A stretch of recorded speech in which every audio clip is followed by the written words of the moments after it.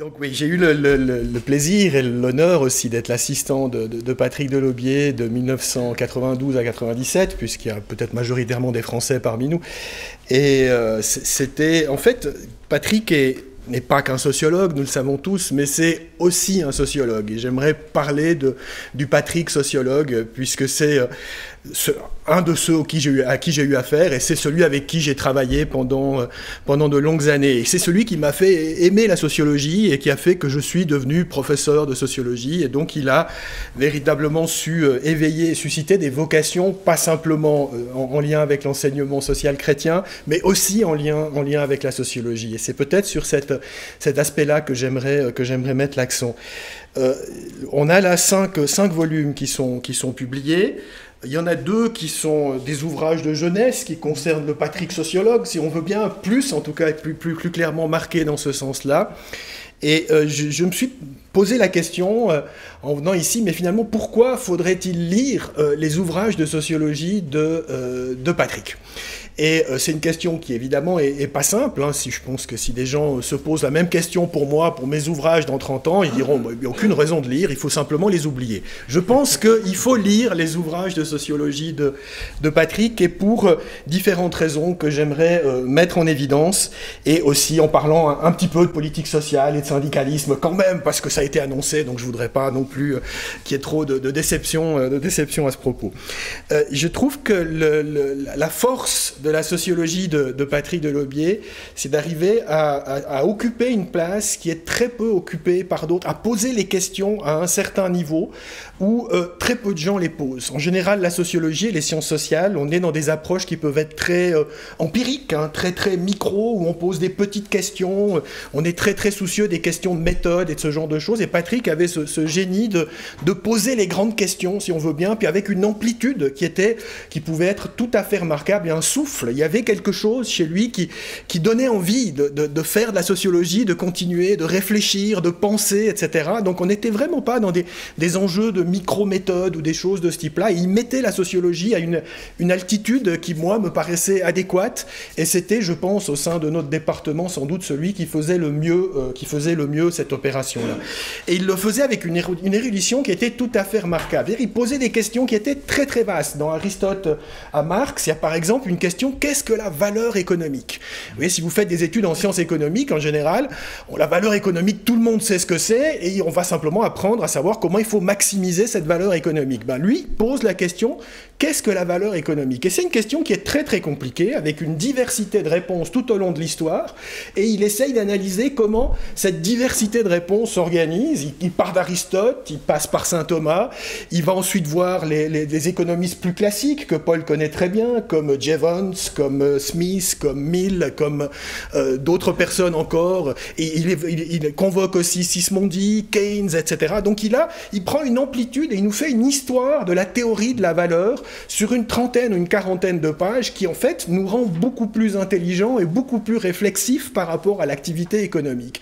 Et je pense que dans ce cadre-là, il permettait véritablement de situer la sociologie à un niveau qui nous rendait plus intelligents, non pas plus habiles dans l'analyse empirique des faits, mais aussi plus intelligents et plus réflexifs. Et ça, c'est quelque chose, ce livre Aristote-Marx est un livre qui est tout à fait remarquable par rapport à ça. Si vous regardez les intitulés des chapitres, avoir une telle ambition, que ce soit en termes d'auteurs qui sont couverts, en termes de thématiques qui sont couverts, on part quand même du phénomène social pour passer par les liens entre la théorie et la pratique dans les sciences sociales, le changement social, les classes et les structures sociales et l'économie. Vous vous rendez compte, quoi.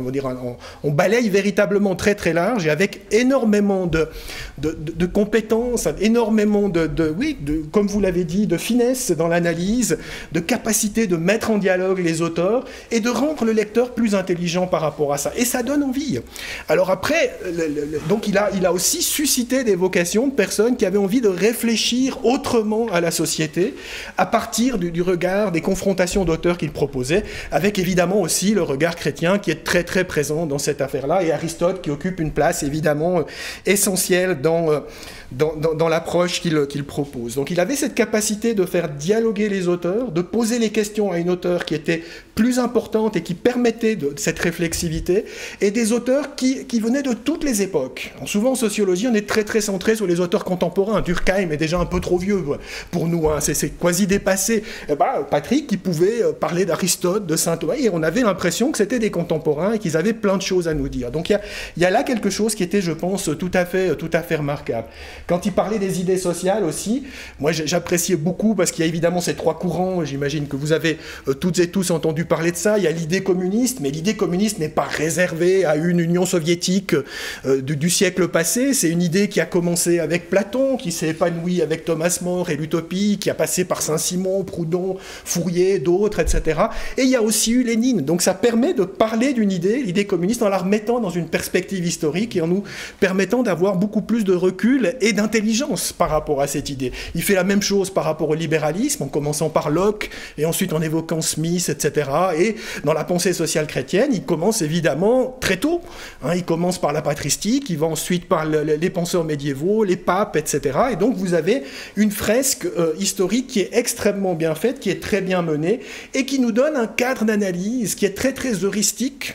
C'est peut-être un petit peu du jargon ce que je dis là, mais qui nous permet de penser nos sociétés, les enjeux contemporains, d'une manière qu'avec plus de hauteur, plus de réflexivité. Donc je pense que la lecture de Patrick Delaubier, dans ses premiers tomes, donc du Patrick Delaubier sociologue, nous rend plus intelligents, plus sensible aux enjeux normatifs ou des choses de ce type-là. Et donc, j'ai eu la chance, en tant qu'étudiant, de pouvoir le lire, et j'aimerais qu'à travers la publication de ces deux tomes-là, les étudiants, nos étudiants, aient la chance de pouvoir le lire, et qu'ils ne se contentent pas de lire simplement des articles qui soient très courts et parfois pas très, on va dire, avec une amplitude qui est limitée. Pas inintéressant, mais qui pose peut-être moins ces questions plus profondes par rapport à ça. Donc, il y a cet élément-là qui, moi, m'apparaissait comme étant très intéressant. Il y a aussi, au-delà de ça, le Patrick Delaubier qui est très érudit, qui a des connaissances historiques qui sont énormes, et qui s'est manifesté à travers la politique sociale et le syndicalisme,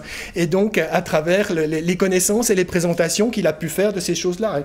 Son livre sur les politiques sociales, actuellement, c'est un livre où vous avez très très peu de livres qui ont une telle amplitude à nouveau par rapport à ce que je disais tout à l'heure. Vous voyez, le titre, c'est La politique sociale dans les sociétés industrielles de 1800 à nos jours. C'est pas mal, de 1800 à nos jours, il s'en est passé des choses.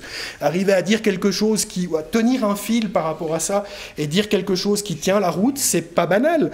Son histoire et sociologie du syndicalisme a exactement la même prétention, et non seulement il y a ce long terme historique, donc de 1800 à nos jours pour les politiques sociales, et quelque chose qui est à peu près du même calibre pour le syndicalisme, mais il y a aussi une amplitude géographique. Il ne s'intéresse pas que à ce qui se passe en Europe de l'Ouest, il s'intéresse aussi à l'Europe de l'Est, comme vous le savez, il s'intéresse aussi à ce qui se passe dans d'autres continents.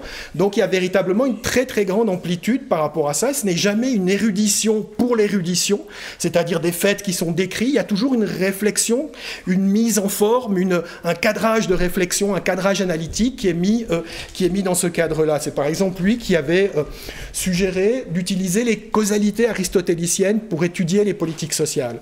C'est magnifique ça, la causalité aristotélicienne, vous vous rappelez, c'est l'histoire de la statue équestre, qui est faite avec une matière, qui est le marbre, qui a une forme, c'est la forme du cheval, qui est faite par une personne, c'est le statuaire, et puis dans un but précis, qui est la causalité finale, c'est de célébrer la gloire de l'empereur Marc Aurèle ou d'autres personnes qui seraient concernées par rapport à ça. Eh bien lui proposé d'étudier la politique sociale exactement dans cette inspiration-là. Il y a une matière dans la politique sociale, ce sont les problèmes sociaux, les problèmes qui se posent dans la société, ça peut être l'inégalité, la pauvreté, l'invalidité, la maladie, etc.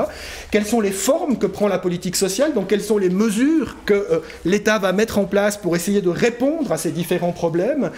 Ensuite, qui doit s'occuper de mettre en place ces choses-là? Quel est le rôle de l'État? C'est quand même une question qui est très importante. Est-ce que c'est qu'une affaire de l'État, ou est-ce que les associations, les ONG, les acteurs privés, les églises ou je ne sais quoi doivent aussi intervenir dans cette affaire-là. Et finalement, quel est le but de la politique sociale? Pourquoi on fait de la politique sociale? Et donc, vous voyez, quand vous analysez la politique sociale avec ce cadre-là, vous donnez à votre analyse et à votre réflexion une toute autre amplitude.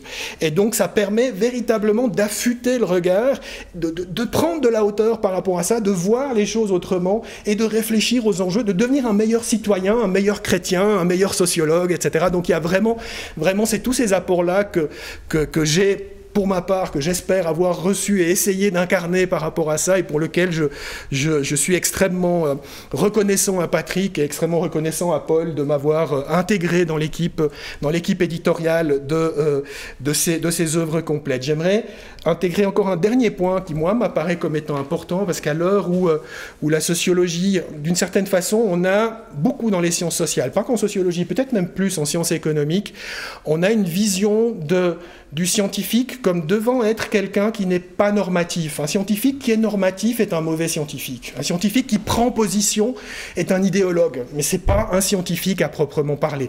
Il y a cette vision qui est très dominante quand même dans le monde scientifique, dans les facultés de sciences sociales ou de sciences économiques par rapport à ça. Et moi, je trouve que Patrick est l'exemple et l'illustration même du fait qu'on peut être un sociologue engagé, avec des convictions, tout en étant un bon sociologue, et qu'il est important qu'on arrive à relégitimer ce type de figure pour faire en sorte que l'acteur scientifique ne soit pas simplement un expert de méthode ou de choses comme ça, mais soit aussi quelqu'un qui puisse contribuer au débat social, et je crois que c'était quelque chose auquel Patrick était extrêmement soucieux. Et donc pour tout ça, j'aimerais le remercier Paul de m'avoir intégré, et je me réjouis de la suite de nos débats.